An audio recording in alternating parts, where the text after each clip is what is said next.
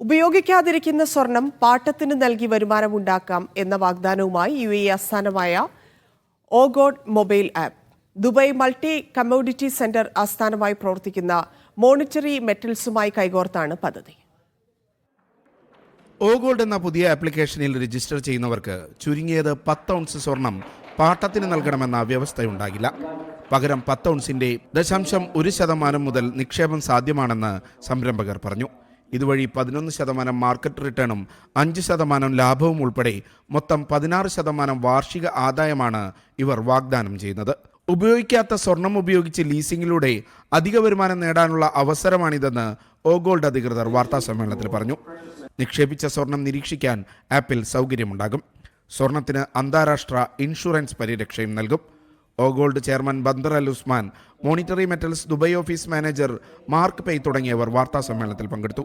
Media 1 Dubai.